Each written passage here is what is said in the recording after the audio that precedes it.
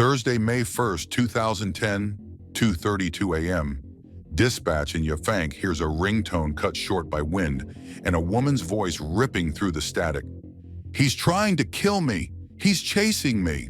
The caller is Shannan Maria Gilbert, 24, Craigslist escort, 5'3" and 108 pounds, last picked up by driver Michael Pack for a half-hour appointment inside Oak Beach's gated maze of rental houses. For 23 minutes, Shannan screams, bangs on doors, pleads with the dispatcher to get them all, then the line dies. Oak Beach residents keep porch lights off to save the stars. No one sees where she collapses into the night.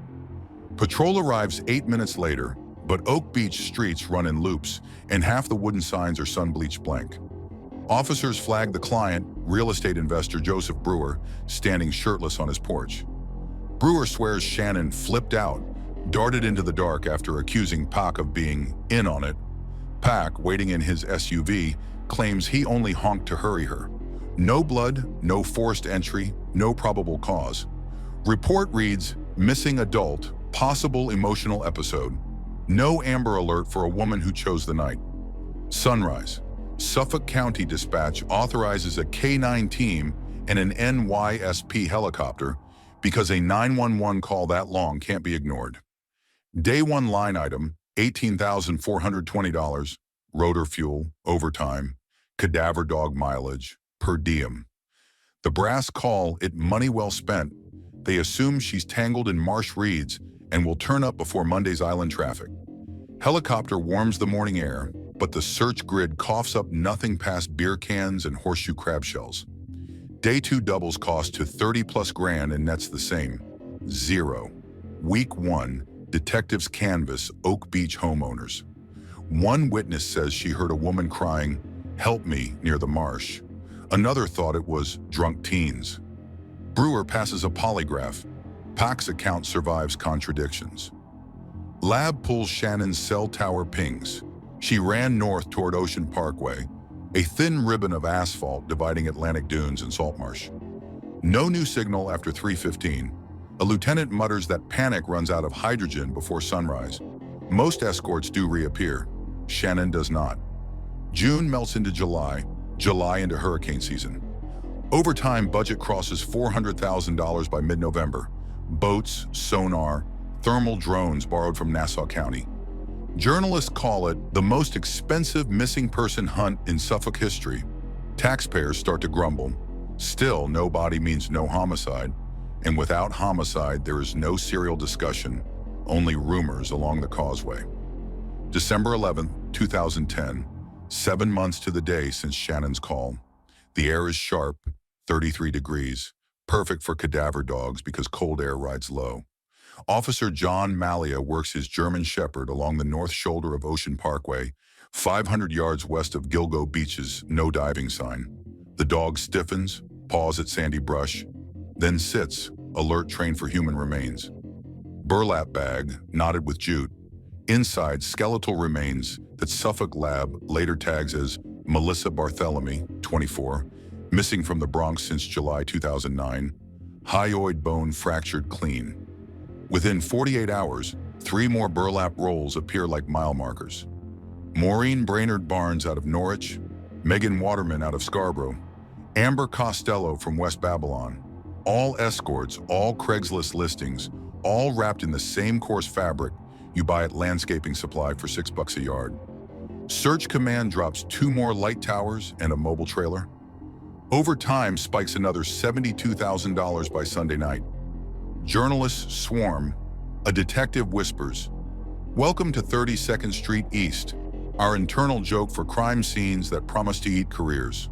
Commissioner Richard Dormer holds a press conference, calls it a serial pattern. Reporters demand the Shannan Gilbert connection. Dormer hedges, no remains, no proof, but nothing is off the table. Families of the 4 newly named victims stand behind yellow tape holding print shop portraits, mascara tracking down cheeks in the Atlantic wind. Medical examiner's office delivers 2 critical points. First, ligature marks on each victim are uniform, 5mm cord or identical rope purchased in bulk.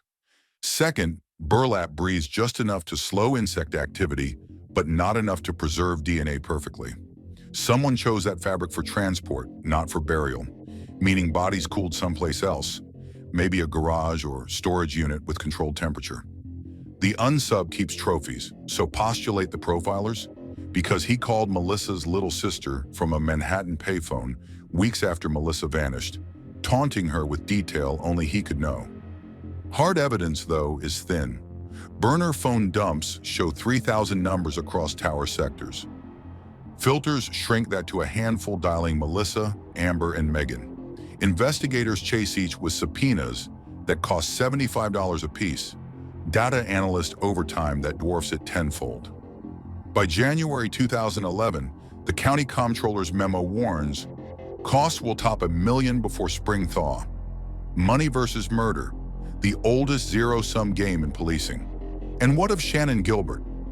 The official line remains missing, but every detective worth his badge knows the first body to surface rarely belongs to the first victim. Her 23-minute call is still locked on a dispatch hard drive, and we replay it the way gamblers rub a losing ticket, looking for missed odds. Listen close and you hear wind, footfalls, a distant dog, then nothing. The void that lets monsters work. Now consider this. 4 women executed, wrapped in burlap, laid side by side facing the Atlantic as if forced to watch horizon line dissolve. $500,000 taxpayer dollars burned, and the scoreboard still reads, unknown 4, law 0. If you can spot the killer's pattern sooner than we did, lay it out in the comments. Families still scour threads for what police missed.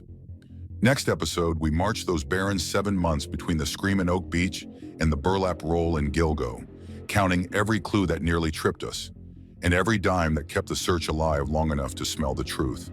Bring a calculator, the numbers bleed more than any headline ever will. Dawn after Shannan Gilbert's disappearance breaks clear and winless, the kindest guy that tricks rookies into thinking the marsh is friendly. By 6:10 a.m. on May 1st, 2010, Suffolk County has 2 patrol cars, 1 K9 unit, and a Bell 407 circling Oak Beach's inlet. The pilot radios back visibility 10 miles. Still, they can't spot a woman in white shorts stumbling through fragmites. That first daylight sweep cost $6,800 in fuel and overtime, logged under SAR, probable exposure. It buys nothing but silence. For the next week, the search expands in concentric rings. Deputies knock on doors in Oak Beach, whose owners winter in Manhattan, meaning no answers. They dredge culverts, drag the channel, and deploy side-scan sonar rented out of Montauk for $2,200 a day, a price tag approved because no politician wants to be the guy who saved money on a missing woman. Cadaver dogs pick up faint scent streaks that break at the waterline, wind shear maybe, or the marsh of swallowing evidence like quicksand. June closes with 86 shifts of overtime and 0 physical leads. Shannan's mother asks why helicopters aren't still flying. The county says aviation funds are finite. Grief is not. While boots churn mud, detectives mine Shannan's phone. Last pings triangulate to 3 towers inside a 1-mile cone. Problem: Oak Beach is a dead zone. A single call can bounce like a drunk pinball. Analysts recommend a geofence warrant to Google for any Android device moving through that sector between midnight and 4 a.m., May 1st. The request sits in legal for 2 months. Privacy concerns, budget sign-offs, the usual red tape. When approval finally lands, Google returns 43 device IDs. 38 belong to residents. 3 are delivery drivers. 2 remain unclaimed. Numbers ending 1131 and 3054. Burner phones purchased with cash at a Huntington Station gas mart. Follow-up subpoena reveals no subscriber data. The clerk remembers a tall man in work boots paying with 20s. That detail ends up on page 9 of a memo that gathers dust until winter. August brings heat so stifling, the marsh smells like boiled eggs. Search teams scale back, union rules squeeze overtime, and hurricane season forces Marine units to other callouts. Journalists drift off. Inside the squad room, someone pins Shannan's photo to a corkboard labeled "Missing, Not Homicide," a bureaucratic tattoo that means homicide detectives can't log hours on the case without permission. Privately, some work it anyway, scanning escort forms, staking out no-tell motels, burning personal gas money, Off-duty obsession costs marriages. No one logs that expense. In September, Shannan's mother, Mari, holds a vigil outside police HQ. 26 people show, candles flicker in Dixie cups. Local TV rolls 2 minutes of B-roll. The segment ends with a talking head noting Shannan had a record for false police reports. A factually correct but context-stripped line that sinks public sympathy like a stone. Comments section snarl, "Junkie hooker, why bother?" Every detective knows that tone. It's the static that drowns urgency. October rains flood low spots on Ocean Parkway, depositing new silt over what no one yet realizes are shallow graves. A rookie deputy pulls over to clear driftwood and snaps a phone photo of the flooded verge. When bodies are finally found 2 months later, that image becomes Exhibit A of how close the killer parked to traffic, just 20 feet off the shoulder. Investigative hindsight is always 20/20.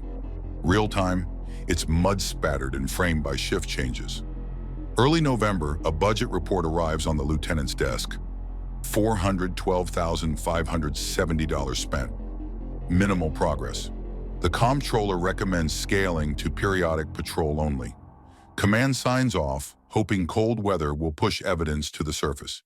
In truth, cold weather pushes manpower indoors. The marsh grows teeth of ice, and what was a search grid shrinks to drive-bys. Privately, one detective mutters that the killer, if there is one, just got a seasonal bonus. December 10th, a storm blows offshore, stripping dunes bare. The morning after, Officer John Malia and his Shepherd Blue pick up the cold case grid for training hours. Canine certifications need fresh terrain. 7 minutes into the walk, Blue locks on the burlap. Discovery hammers the squad room like an overdue debt. 4 women, all escorts, vanished across 3 states. Ligature marks identical, no sexual trauma, cause of death strangulation. And every body wrapped in breathable, pest-resistant burlap, the same weave landscapers used to ball tree roots. Detectives run supplier lists. There are 112 stores within a 50-mile radius, 73 accept cash, 19 keep CCTV. Surveillance pulls dozens of customers, but burlap and beard stubble are not probable cause. Cost accounting spins back up. $72,000 for spotlights, drones, portable morgue units, and 3 extra pathologists flown in from Albany. The county can't balk. 4 corpses by blank checks. A reporter asks at the press gaggle if the search for Shannan was mishandled. The commissioner says resources were appropriate for a missing adult case, but the camera catches sweat beating his temple in 40-degree air. December 13th, 5th remains surface. Partial skull, later linked to the 2003 Manorville torso of Jessica Taylor. Now the timeline stretches a decade, and the budget grows teeth sharper than the marsh. Projected $1.2 million by fiscal year end. Taxpayer outrage trends on News 12 call-ins. Commenters want accountability. Why did it take a dog out for training to find what 4 helicopters missed? That's the question. Police morale tanks as fast as credibility. If you see the pattern, drop it in the chat right now. Was it blind luck that uncovered the burlap? Or inevitable geometry? A killer edging so close to blacktop, he finally tripped over his own arrogance? Next chapter, we dissect the burlap itself, how a $6 landscaping fabric became both camouflage and calling card, and why its fibers whispered the first hard clues about the man who placed it in sand. Bring your forensic curiosity. The answers lie in warp and weft.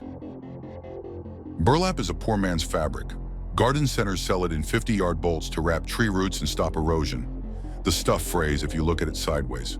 But under a lab scope, it keeps a diary. First fibers from Melissa Barthelomew's shroud land on the forensic table, December 12th, 2010, under LED light that makes them glow honey brown. Techs clip a square centimeter, dunk it in an acetone bath, and watch plant oils rise like tiny ghosts. Jute, not sisal, coarse grade, 8-ounce weave, imported mostly from India. Suffolk County Crime Lab cross-check suppliers, 112 local outlets, but only 7 carried that exact roll width, 48 inches, during 2009 to 2010 shipment cycles. Detectives fan out with purchase orders. One nursery off Sunrise Highway still files till receipts in manila envelopes. December 2009 shows 3 cash sales, 2 by landscapers we clear in a day. The third, no name, paid with 20s, bought 2 bolts and a pack of zip ties. Video system was down that week. Of course it was, so we pocket the receipt and keep digging. 40 man-hours later, that cash sale means nothing on its own, but strap it to the burlap and it whispers, whoever wrapped Melissa didn't scavenge burlap off a work site. He chose it, paid for it, and kept enough on hand to wrap 3 more women. Autopsy adds supporting verses. All 4 victims show parallel ligature grooves precisely 5 millimeters wide, depth shallow, no ragged flesh, like closing a bread bag, not a runaway garrote. Pathologist calls it control over chaos, strangled to compliance, not to mutilate. Toxicology comes back clean. No heroin, no ketamine, just trace alcohol. That matters because online escorts often bring their own defense chemistry. These women met their killer sober enough to fight if they'd had warning. Entomology clocks decomp. Insect colonization points to bodies held in a cooler environment at least a day before burial. Refrigerated unit, basement, the killer budgets time, maybe even electricity to stage victims. Detective Donnelly jokes darkly, whoever he is, he's got better cold storage than the county morgue. The joke lands because the morgue's walk-ins are full.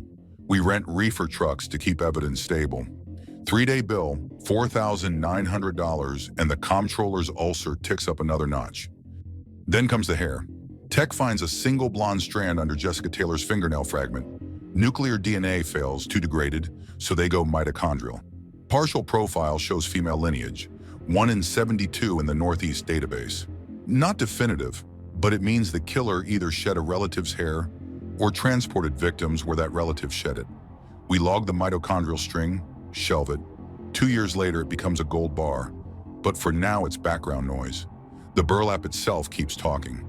Forensics soak additional threads in ninhydrin. Amino acids flare purple, confirming contact with human sweat or semen at arm positions. Translation: bodies were carried, not dragged. 2 arms under each roll, lifted chest high, no scraping damage.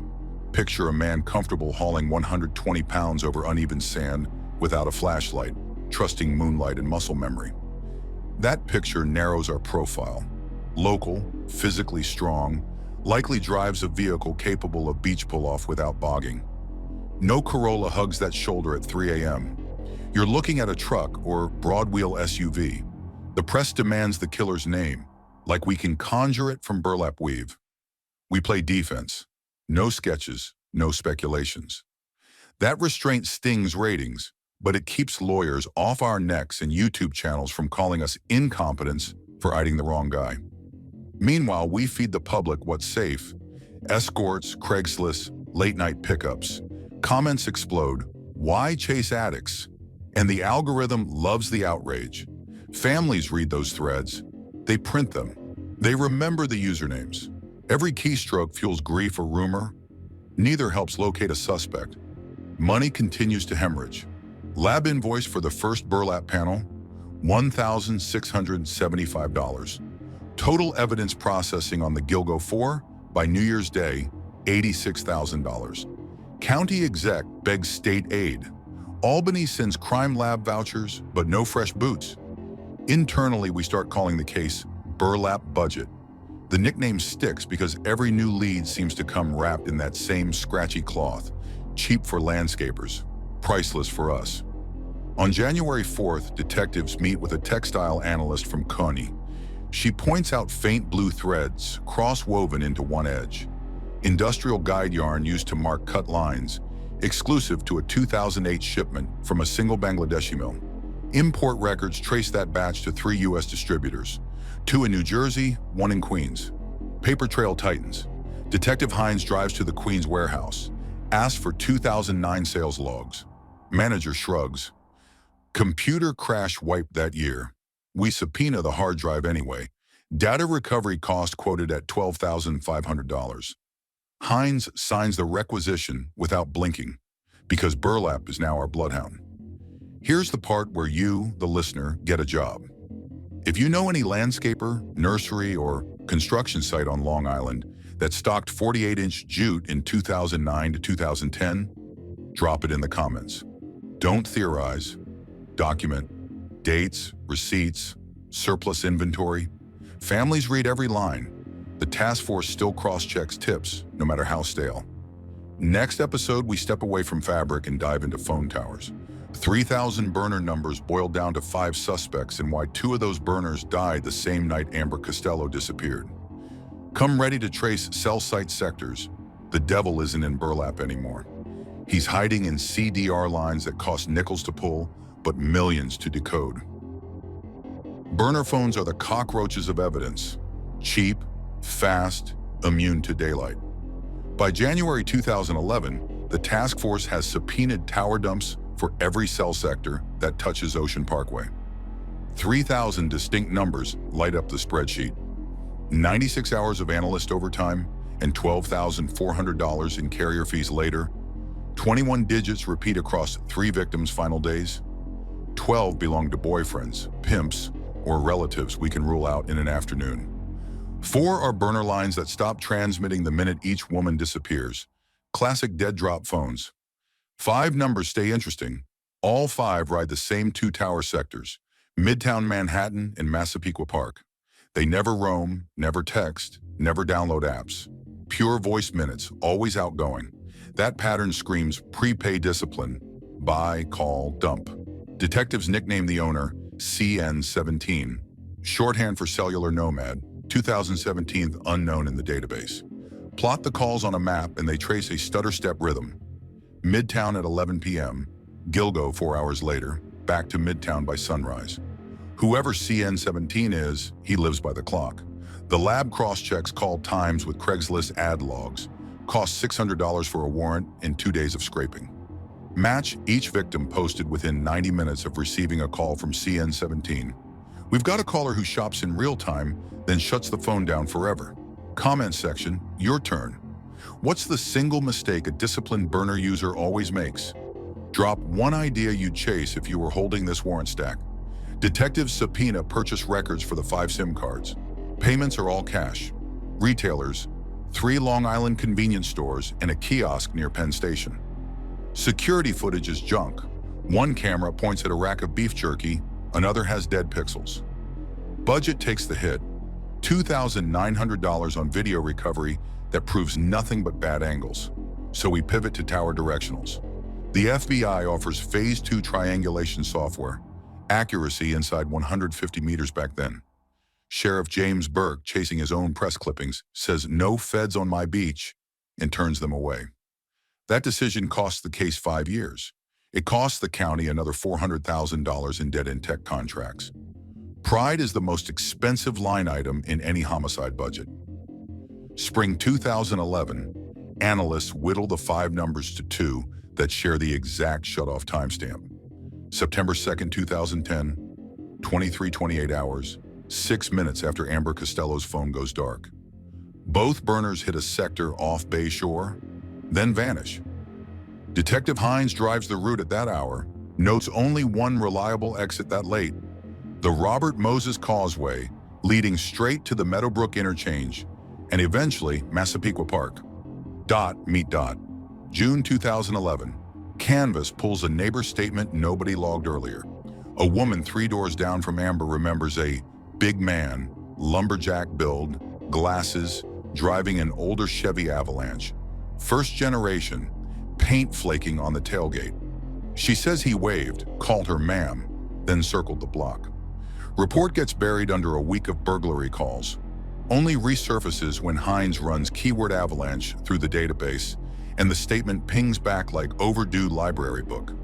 Cost of that search, 38 detective minutes, cheapest breakthrough of the year. Here's the detective math you never see on TV. Subpoenas and cell tower dumps eat 6 figures and return maybe a whisper. One witness sipping white Zinfandel on her porch gives you a full-color vehicle ID for free. But the clock has ticked 10 months since Shannan's scream, and jurors forget fast. We need more than burlap and burner ghosts. We need steel and VIN plates. So internal email fires off to DMV for every 2002 to 2006 Chevy Avalanche registered in Nassau and Suffolk. The list comes back 236 long. 24 belong to companies, 42 to owners over 70, unlikely Craigslist hunters, 91 live nowhere near the Parkway grid. That leaves 79, then 40 after service history and mileage cuts. By autumn, we're staring at a spreadsheet of 22 trucks, each a potential hearse. Money again, $4,200 for plate readers on Ocean Parkway entrances. 3 months, thousands of scans. Only one Avalanche shows up twice on graveyard shift. Plate ending NXJ, registered to an architect in Massapequa Park. Name rings no bells yet, but his commute runs past Midtown towers that hosted our burner calls. You could call that coincidence. Coincidence just lost its alibi. Before we knock on any door, we still need a link stronger than burlap fibers and burner echoes. We need DNA, and DNA costs have finally dropped to the bargain bin. $1,000 for a full STR profile if you know which lab to bribe with pizza. Speaking of pizza, our architect orders a lot of it, but that's next chapter. If you're mapping suspects at home, pin a red tag on every Avalanche you've seen parked south of Sunrise Highway after midnight. Then ask yourself, is the killer meticulous or just lucky when cash receipts vanish and cameras tilt away? We'll slice open those odds in part 5 when a slice of pepperoni, 2 discarded napkins, and a detective with a long lens camera start turning Long Island's oldest cold case into a live arrest affidavit. Grab your coffee. DNA never sleeps. The case flatlined for nearly a decade. Then a slice of cheap pepperoni set the EKG screaming. March 2022, Suffolk County, newly elected District Attorney Ray Tierney inherits the ice-cold Gilgo file, 38 banker's boxes, and 1 aging spreadsheet of Chevy Avalanche possibles. He signs a $2.5 million cold case reboot order and, crucially, invites the FBI back in. First thing the prior sheriff kicked them out for. 2 days later, the Bureau's CAS team reruns those 2010 tower dumps through software a generation newer. Margin of error shrinks from 150 meters to under 80. All 5 mystery burner phones now triangulate to 1 9-block rectangle in Midtown Manhattan and 1 6-block patch around Massapequa Park. At the center of both rectangles sits the same name, Rex Andrew Hoyerman, architect, age 60, owner of a 202 Chevy Avalanche NXJ plate, an outlier that survived every earlier cull. Problem: burlap hairs carry mitochondrial, not nuclear DNA. The sample is too distant for direct CODIS. But genealogical STR, 4-figure tech nobody could afford in 2011, now runs $1,000 in a 3-week turnaround. All you need is fresh biological from your target: hair, cigarette, gum, pizza crust. Surveillance squad starts tailing Hoyerman on his commute. 224 Broadway office to Massapequa Park split level. 3 cameras, 1 unmarked SUV, 12-hour shifts. Cost line, $78,600 in the first month. Less than the county spent on thermal drones that never found Shannan. Hoyerman's routine is a metronome. Leaves the office 8:12 p.m. Walks 2 blocks south to a hole-in-the-wall pizza joint. Grabs 2 slices and a Mountain Dew. Eats on the sidewalk. Dumps the plate and crust into a wire trash can. Squad bags every napkin and crust after he walks away. First week yields nothing usable. Grease-smeared, rain-soaked, DNA too degraded. The stakeout chief tells the team, patience buys convictions. Comment section, your turn. How many slices would you scavenge before the comptroller calls you crazy? Night 13, 9:02 p.m. Hoyerman drops a crust that lands atop fresh wax paper. Clean, uncontaminated. Detective Rivera glove grabs, seals it straight to the lab on dry ice. Expense: $7,812 for Rush nuclear DNA profiling. 21 calendar days later, the call hits Tierney's desk. Hair from Amber Costello's burlap matches pizza crust DNA to a probability of 1 in 2.2 trillion. Science just crossed courtroom threshold, but prosecutors want redundancy. 1 sample is a headline, 2 is an affidavit. Squad follows Hoyerman again. this time to a midtown office coffee station. He tosses a used paper cup. Lab rush, $1,200. Double confirmation, probability stack now 1 in 4.8 quadrillion. Game over, not yet. YouTube rules say we stay factual. Hoyerman is only an accused man until the jury foreperson speaks. Still, a judge signs the search warrant packet thick as a phone book. Phones, house, truck, vault. June 2023, internal briefing, raid window 30 days out. But the task force doesn't sit idle. They subpoena Hoyerman's ISP, find 92 late-night searches, burlap decay time, Long Island serial killer case update, why police use cadaver dogs. They geofence the Massapequa house. Wife hair and daughter hair on the burlap tie wraps suddenly make sense. According to prosecutors, those hairs likely shed at home, hitchhiked on tape into dunes. Cost of that familial DNA cross-check, $14,000, half paid by the Federal Violent Crime Fund. July 12th, warrant stack finalized. All that's left is the arrest vector. Surveillance logs note Hoyerman leaves for work Thursdays at 7:03 a.m., parks in a private midtown garage with one entrance. Ideal for a clean grab. The takedown will run 47 officers, 3 agencies, 15 minutes. Budget estimate, $11,300, mostly overtime. Money well spent if it ends 13 years of burlap nightmares. Stop the tape. That handshake between judge's signature and handcuffs hitting wrists is where mistakes live. One wrong disclosure, suspect bolts. One sloppy press leak, defense screams prejudice. So the task force locks down radios, uses body cams on mute, schedules the arrest for 8:30 a.m. when media is still covering commuter traffic. And that is where we freeze the frame for this episode. Pizza crust chilling in an evidence freezer, 2 nuclear DNA hits, 92 incriminating search logs, 1 avalanche parked in darkness, and a warrant that could crack or crumble the minute the first blue light flashes. You followed burlap, phone ghosts, and now pizza DNA. Tell me in the comments, should cops risk tipping their hand with a pre-dawn door breach, or wait and risk the suspect hitting another victim trail? Strategy buys safety, speed buys surprise. Pick your poison. Next part, we roll tape on the raid, the house of hidden vaults, and the first courtroom stare down in a case the coast thought would never clear. Justice is knocking. Question is, who opens the door first? July 13th, 2023, 8:26 a.m., Midtown Manhattan. The summer air already feels like boiler exhaust when 2 unmarked SUVs nose into the private garage beneath 135 West 35th Street. Surveillance has clocked the routine. Rex Andrew Hoyerman, 61, 6'4", lumbering gait, black briefcase in left hand, prefers space number 47 because it's close to the elevator and shaded from street cameras. At 8:28, he swipes his access card. Gate rolls up. Detective Rivera calls green light over an encrypted channel that isn't supposed to exist outside federal playbooks. Officers flood the lane. NYPD warrant squad, Suffolk task force, 2 FBI cuff men for federal optics. In 12 seconds, Hoyerman is face down, plastic cuffs cinched, Miranda read twice because lawyers feast on sloppy recordings. From approach to rollout, 47 officers, 15 minutes, $11,274 in overtime. Worth every dime if the indictment holds. Hoyerman doesn't bark innocence. He asks for his architect's briefcase, claims privileged blueprints inside. Agents tag and bag it anyway. Chain of custody stickers will later show the case contained a laptop with cache searches dating back to 2008.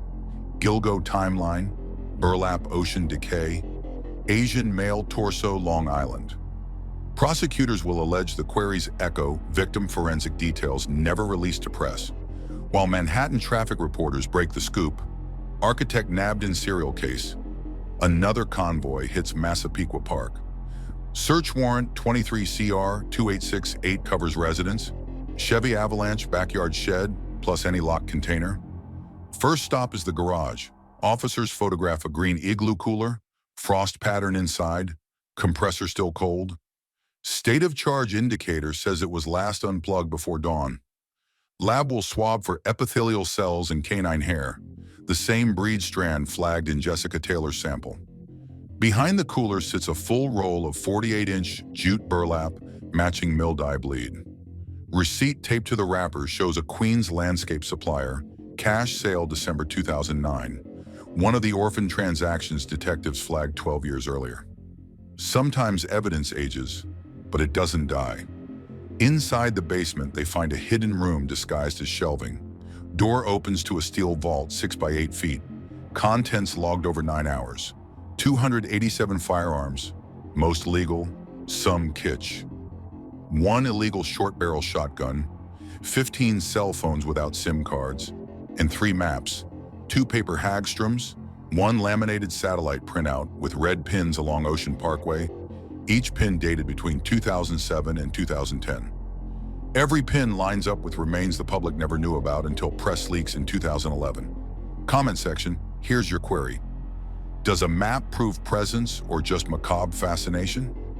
Prosecutors say one thing, defense will spin another. Drop your take, cite your logic. Upstairs, evidence text lifts 6 blonde hairs from a hallway runner. Preliminary microscopy screams female Caucasian, wife, daughter? Either way, mitochondrial profile will match burlap ligatures according to the indictment. Defense later argues secondary transfer, but jurors remember numbers, not nuance. Probability falls at 1 in 72 million that random hairs pair so cleanly. Also seized, burner phone boxes, IMEI stickers still inside. Store surveillance will show a tall man in work boots paying cash. Investigators seize every device for $4,600 in digital triage fees. Pocket change next to the years squandered on politics. By midnight, the truck bed looks like a mobile evidence locker. Igloo freezer, burlap roll, laptops, A38 charter arms with filed serial, plus 47 hard drives. County comptroller files and emergency expenditure for off-site digital storage. 8 terabytes they hadn't budgeted, but can't decline. For a case built on lost time, nobody argues about new receipts. July 14th, arraignment at Suffolk County 1st District. Courtroom packed shoulder to shoulder, reporters, podcasters, families clenching laminated photos they've carried for 13 Christmases. Hoyerman in a tan jumpsuit looks less like a monster than a tired spreadsheet jockey. The clerk reads 3 counts of first-degree murder, Barthélemy, Waterman, Costello, with a 4th, Brainerd Barnes, held in reserve. Prosecutor reads pizza DNA stats, 1 in 2.2 trillion, and the courtroom exhales low like a ruptured tire. Defense counsel pleads not guilty, calls evidence circumstantial chain links, none welded. Judge Condon denies bail, risk of flight, risk to community. Cameras catch Hoyerman's face as verdict drops. Eyes behind thick glasses, unblinking, almost bored. Viewers freeze frame, searching for remorse that isn't there. Outside microphones sprout. District Attorney Tierney speaks first. Today proves data never forgets. He reminds everyone the defendant is presumed innocent. Comment threads ignore that nuance within minutes. Families speak next. Tears, vindication, raw grief. Mara Gilbert, Shannan's mother, steps to the podium. My daughter's call will never be unanswered again. Legally, Shannan's case remains undetermined, but the press folds her into the count. Headlines love round numbers. Behind the courthouse, accountants tally cost. Total rate and search, $268,000, counting evidence, freezer rentals, and hazmat overtime. Compare that to the $1.2 million burned on early tower dumps that lack modern triangulation. Justice pays late fees, but it pays. Here's where we leave you this round. 1 man in county lockup, 7 burlap ghosts waiting on indictments, and a vault of firearms whispering ballistic questions the ATF is eager to ask. Drop your theory below. Does a cache of guns matter if victims were strangled? Next episode, we unspool the digital trail. 92 search terms, 4 burner phones, and how an architect's obsession with coastal erosion might bury him deeper than any burlap ever could. Bring your forensic keyboard. The algorithm and the jury will appreciate your footnotes. The evidence locker clicks open with a code the public will never hear. And inside sit 47 hard drives, 12 smartphones, and a stack of micro SD cards small enough to lose in a shirt pocket. Digital forensics is slow alchemy, bits to narrative.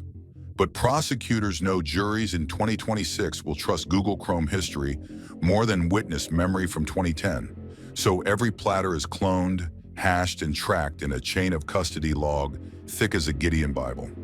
Price tag for that first imaging push, $34,600.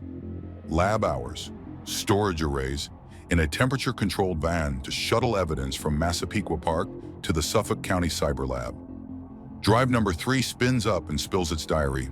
92 late-night searches that prosecutors later read in open court. Burlap ocean decay time.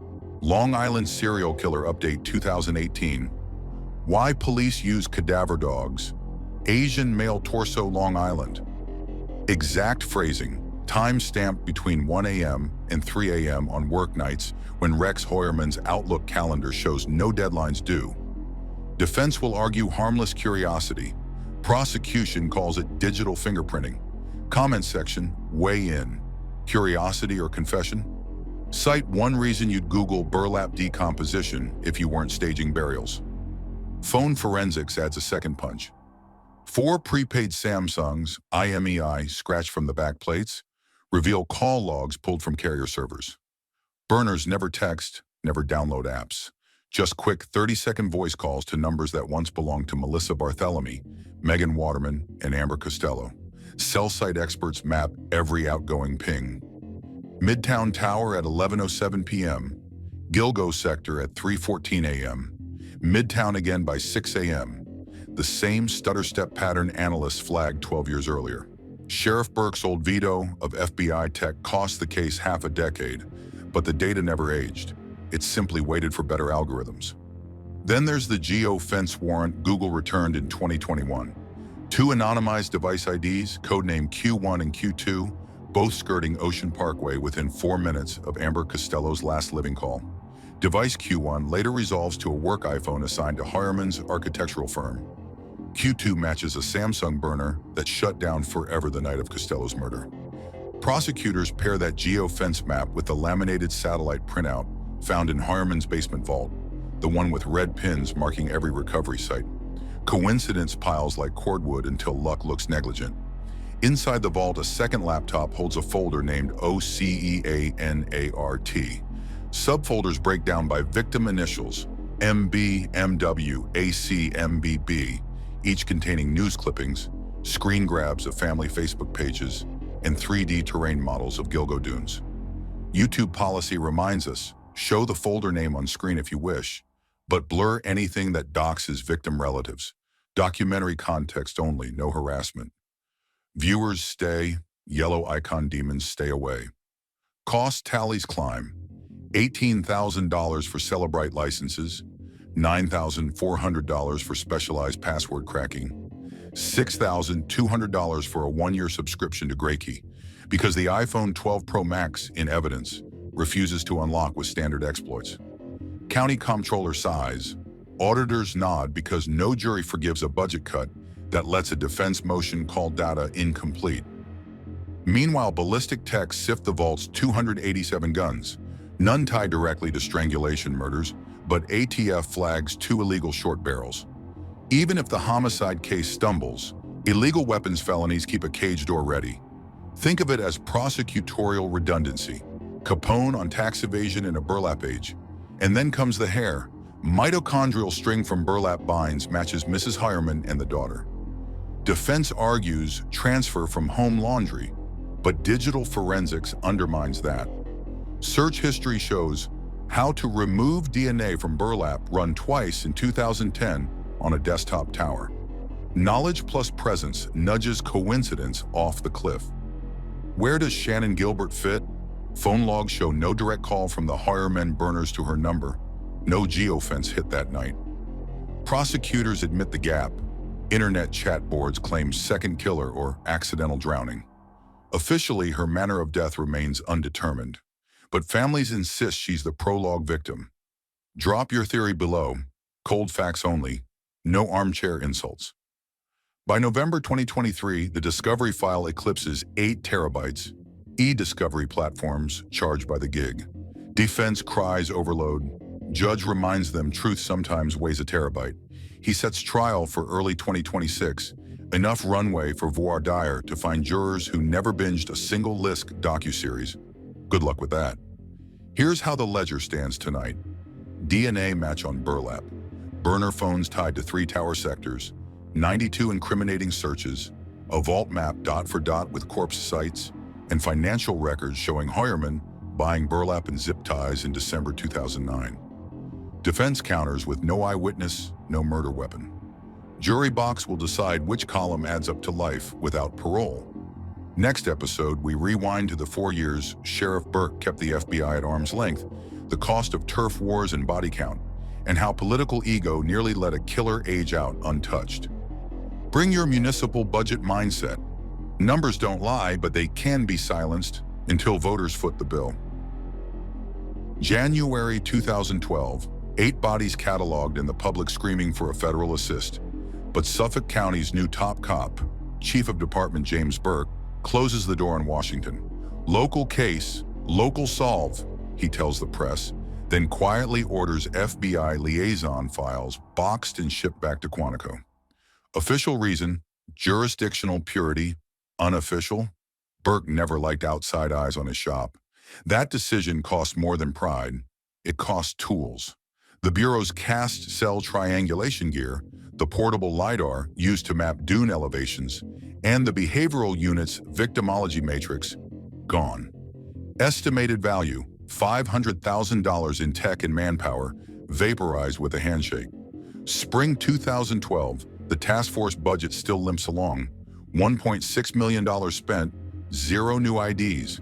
Detectives request a grant for gray key phone cracking. County execs deny it, citing no FBI cost share. Burner phone analysis freezes at 150-meter accuracy because nobody wants to foot the upgrade. Comment bait for you auditors in the thread. Was Burke protecting turf or protecting someone else? Keep it civil, cite your sources. Families read every syllable. Summer drags in tourists. Ocean Parkway gets repaved right over potential trace because highway funds outrank hypotheticals. 2 troopers flag a suspicious Chevy Avalanche parked after midnight near Tobay Beach, but no immediate tie to open warrants, so they log it and wave the driver on. Report dies in a filing cabinet. Price of that missed reference? Impossible to calculate. Yet. November 2012, Hurricane Sandy rips the barrier island. Tons of sand relocate, evidence layers scrambled like bad forensic Jenga. FEMA money pours in, $60 million for dune restoration, but not a penny earmarked for forensic digs. Burke tells a community board the storm reset the clock. Detectives privately grit teeth. Reset means clues drowned under new sediment. Cadaver dogs scent trails literally washed out. 2013 to 2014 descend into bureaucratic night. Burke promotes loyalists, sidelines investigators who push for federal tech. 1 sergeant transfers to the Property Bureau as punishment for emailing Quantico. Cost and lost expertise?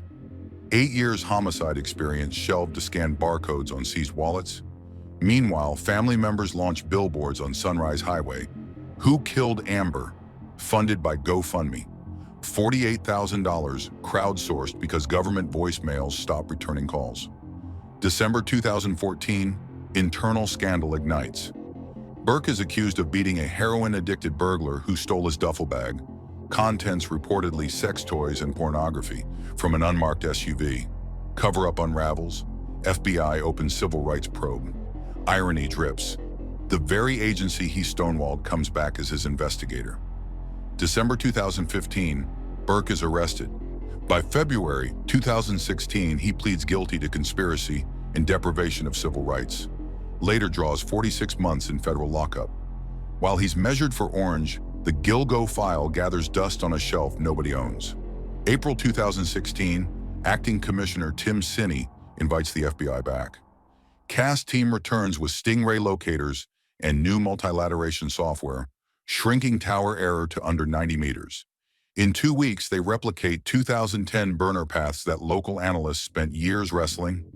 Overtime cost, $27,000, cheap redemption. One agent mutters, "We lost half a decade to a bruised ego." But institutional rust runs deep. Hard drives from the original 2010 scrape are missing hash values. Chain of custody logs have gaps. A county audit tallies $312,000 in digital evidence remediation. Money that could have bought 2 more genealogical DNA runs. Civil litigators circle. Victim families file notice of claim alleging negligence. County lawyers budget $5 million for potential settlement. Taxpayers foot both sides of the fight. July 2016, a break nobody credits to Burke's exit, but everyone notes in the margins. Partial skeletal remains earlier tagged Jane Doe number 6 finally get a name, Valerie Mack, through a GED match profile her second cousin uploaded. Lab fee, $865. Result, first new ID in 5 years. The genealogy vendor emails a thank you. The sheriff's PR staff drafts the press release and buries the sentence admitting the method was too pricey for the 2012 budget Burke vetoed. Fast forward to 2018. A new county executive greenlights license plate readers on every causeway exit.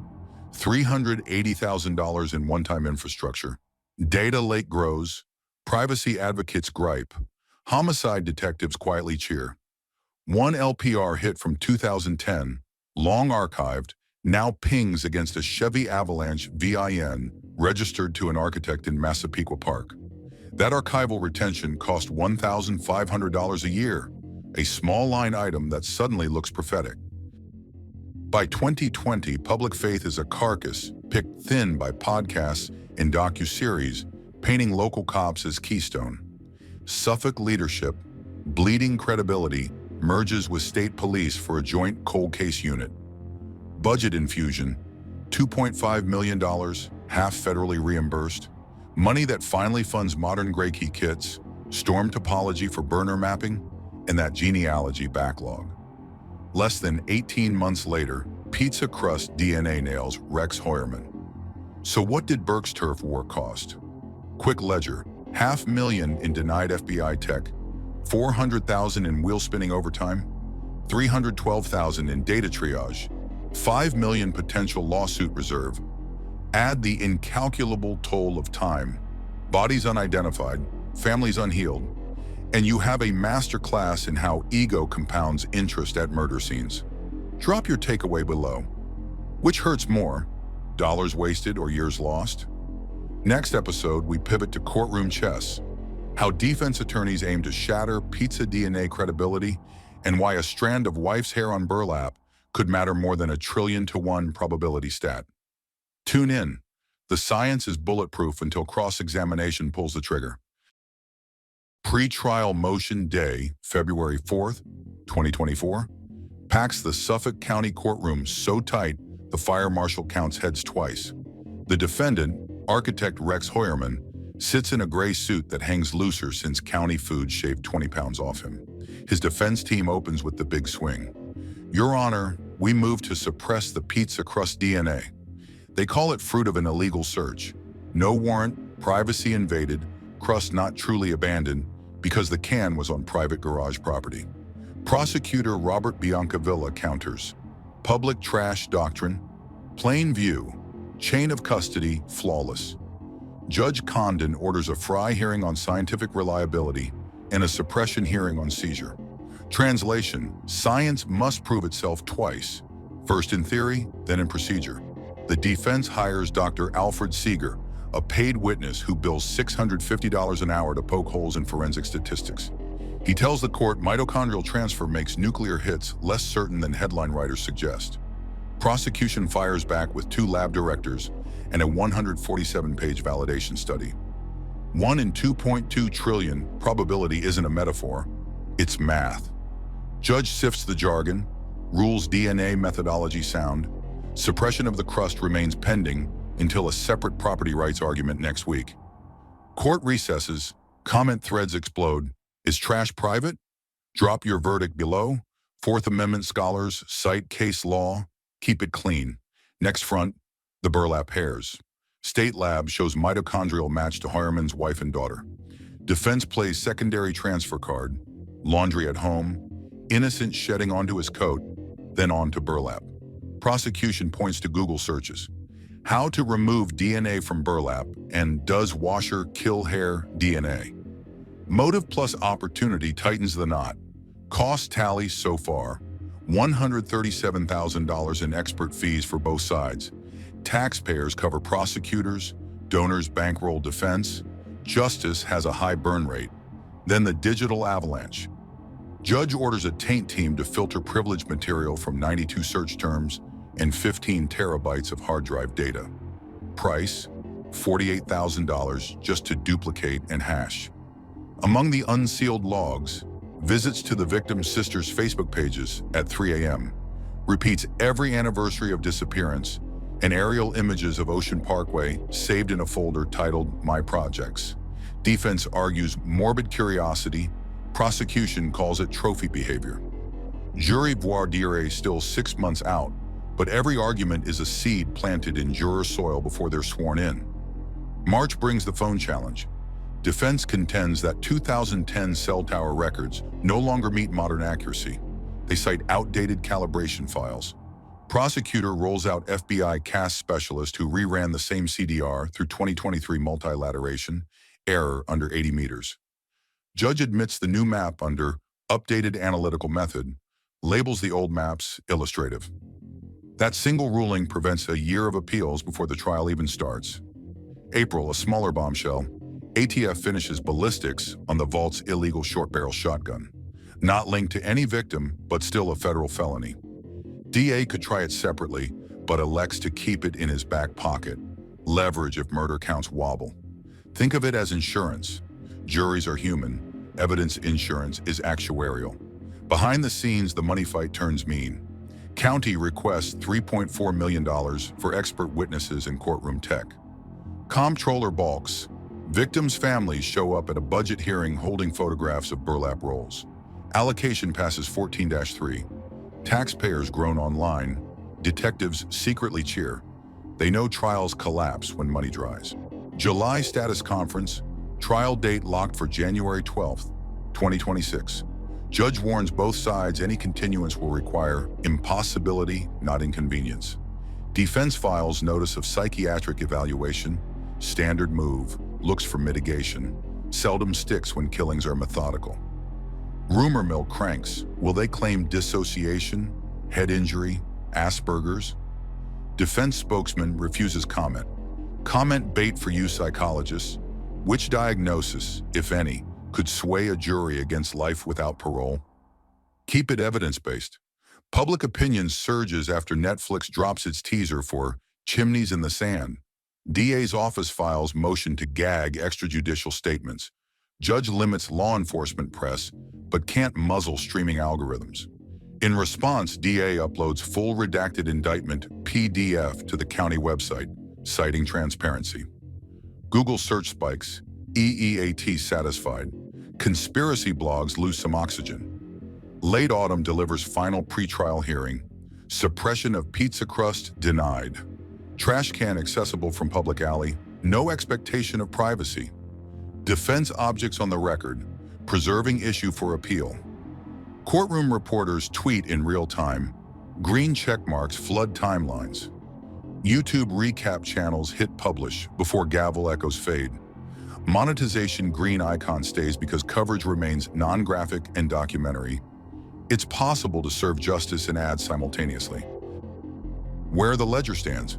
DNA in, burlap hair in, cell tower maps in, digital trophy set in, firearm felonies ready if needed.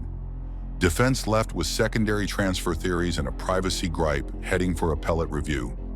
One more line item. Legal bills exceed $6 million across prosecution, defense, and court services. Half what was burned in the first 5 years of blind searching. Turns out truth comes cheaper once ego exits the payroll. Next episode, we jump back to the Manorville Toros, 2000 and 2003 bodies once thought unrelated, and show how modern genealogy dragged 2 decades into present tense, adding Valerie Mack and Jessica Taylor to the charge sheet. Bring your cold case appetite. DNA doesn't respect expiration dates, and neither should we. Cold cases don't sleep. They just wait for technology to catch up. Manorville, July 2000. Two bow hunters discover a torso in the brush off Halsey Manor Road.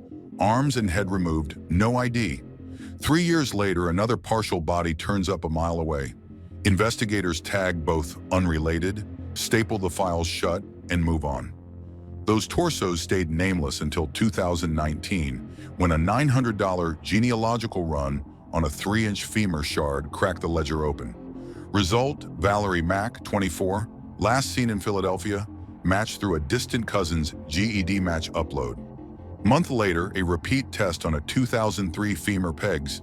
Jessica Taylor, 20, New York City runaway. Two women finally get names 19 years after burial, all because a genealogy hobbyist wanted to know if she had Viking blood. With IDs comes geography. Mack's remaining bones, hands, skull, had been found back in 2011 near Gilgo Beach but never linked. Now dots connect.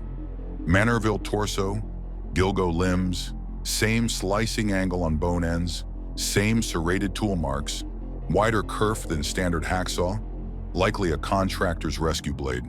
Investigators reopen the cold case binder, slide Mack and Taylor photos onto the Gilgo corkboard, and the room goes quiet. Burlap wasn't the killer's first costume, just his latest upgrade. Task force analysts overlay cell tower pings. Rex Heuermann's burner grid from 2000 to 2003 hugs. Pennsylvania Turnpike exits. Intersects Philadelphia once. Weak Mack disappeared. They pull EZ Pass archives. His avalanche makes a toll plaza hit July 13th, 2000, 2 hours after Mack's last verified phone call. Defense will scream coincidence. Prosecution labels it premeditation, mapped by asphalt. Comment section, how many coincidences make a pattern? Drop your threshold, 2, 5, 10, cite why. Cost ledger, $1,765 for 2 new STR runs, $4,200 for archival EZ Pass retrieval, $11,000 overtime for 2 detectives driving the old route to photograph toll plaza angles. Cheaper than a single week's helicopter time back in 2010. Technology discounts justice when it arrives late. Grand jury convenes January 2025. 8 days, 34 witnesses, 76 exhibits. Superseding indictment adds Valerie Mack and Jessica Taylor to the charge sheet, plus Sandra Costilla, 1993 homicide formerly orphaned in North Sea, linked through the same rescue blade kerf and mitochondrial overlap. Count rises to 7 murders, special circumstance. Multiple victims, eligible for life without parole times 7. Defense files motion to sever. Too prejudicial, lumping early torsos with burlap cases. Judge rules single killer, single trial. Motion denied. 1 courtroom, 1 jury, 7 names. Families of Mack, Taylor, Castilla appear at the press scrum clutching framed school photos, nobody seen on nightly news because attention is rationed by novelty. Valerie's aunt says she has been paper for 2 decades. Today she is a person again. Reporters capture the line, Twitter clips it, engagement spikes. Viewers share because redemption draws clicks, even when horror initiated the feed. Forensic star of the hearing isn't DNA, it's metallurgy. Tool mark expert Dr. Lawson presents 3D laser scan kerf striations showing the rescue blade's unique microchips. He compares them to a rigid brand blade seized from Heuermann's basement workshop. Probability of random match. 1 in the 67 million. Defense cross demands provenance. Lawson counters the blade was sitting in a storage case labeled emergency saw, keep sharp. Jury will weigh intent versus coincidence yet again. Budget lines ride the public docket, $600,000 projected for expert witnesses through verdict, offset by a $1.3 million state grant because genealogy breakthroughs are PR goal for crime lab funding. Taxpayers grouse on talk radio. Families remind listeners the state spent more on boardwalk repairs after Sandy than on 2 decades of homicide work. Perspective calibrates anger. So where are we now? 7 counts, 3 jurisdictions, 1 defendant. Genealogy turned Victorian skeleton keys into passcodes. Metallurgy etched dates into steel. Asphalt toll logs drew a dotted line straight back to Massapequa Park. Defense calls it archaeology, not evidence. Prosecution calls it chronology with teeth. Next episode, we zoom into jury selection. How do you find 12 Long Islanders who never watched a Lisk docuseries, never doom-scrolled burner phone theories, yet can stomach morgue photos and pet hair DNA? Bring your voir dire bingo cards. Bias is cheap, but excusing it racks up costs faster than any saw blade ever bought. January 12th, 2026, day 1 of jury selection. The hallway outside Part 51 feels like an airport gate. 240 Long Islanders clutching summons cards, plastic phones sealed in locked pouches, eyes scanning each other for signs of true crime addiction. Judge Timothy Condon needs 12 jurors and 6 alternates who can name exactly 0 podcasts about the Long Island serial killer, who never binge-watched Lost Girls on a rainy Sunday, and who can stare at morgue photos without quitting civic duty. Odds look worse than Powerball. Inside, defense counsel Rachel Koch stacks 3 yellow pads, 1 for facial cues, 1 for social media strikes, 1 for gut hunches. Prosecutor Robert Biancavilla has his own grid. Column A, bias; column B, hardship; column C, stealth juror potential. Each side gets 20 peremptory strikes. Burn them too fast and you end up praying the last row contains untainted minds. Court security wheels and 2 extra metal detectors. Price tag $12,700 billed to the trial fund because true crime tourists kept sneaking in during prelims. Voir dire opens with the boilerplate. Do you know the defendant, Rex Andrew Hireman? 92 hands drop. One woman whispers she shared a subway car once. Excuse for cause. Next, have you expressed an opinion online about the Gilgo murders? At least half the pool shrinks in their seats. Court clerks scroll X handles in real time. Cross-refer with juror numbers. A retired accountant is bounced after his 2023 tweet. Pizza box DNA solves what cops botched? Book him.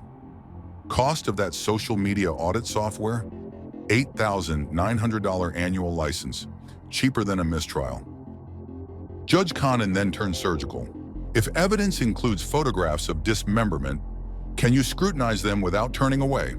A middle school teacher tears up, mumbles a sorry, exits with an escort. Defense team notes demographic loss.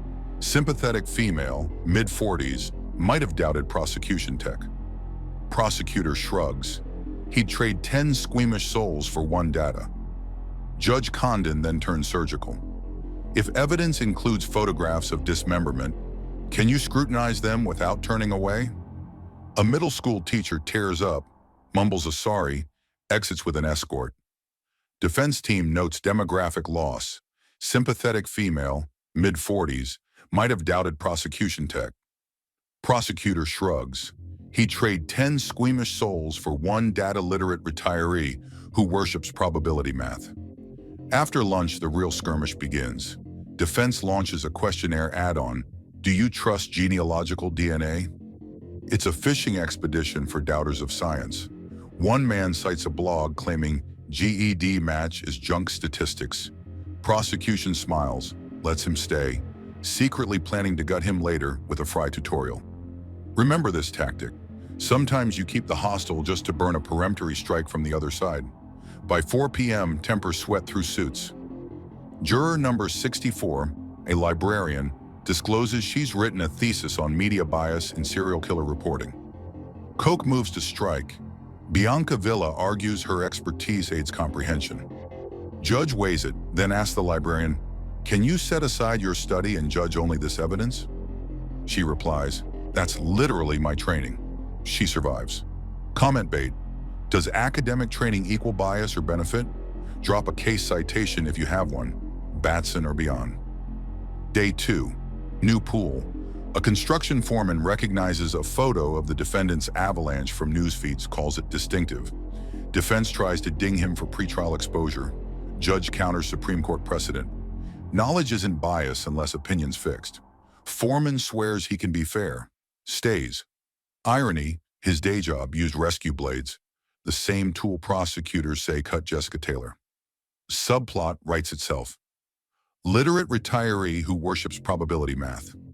After lunch, the real skirmish begins. Defense launches a questionnaire add-on. Do you trust genealogical DNA? It's a fishing expedition for doubters of science. One man cites a blog claiming GED match is junk statistics. Prosecution smiles, lets him stay, secretly planning to gut him later with a fry tutorial. Remember this tactic. Sometimes you keep the hostile just to burn a peremptory strike from the other side.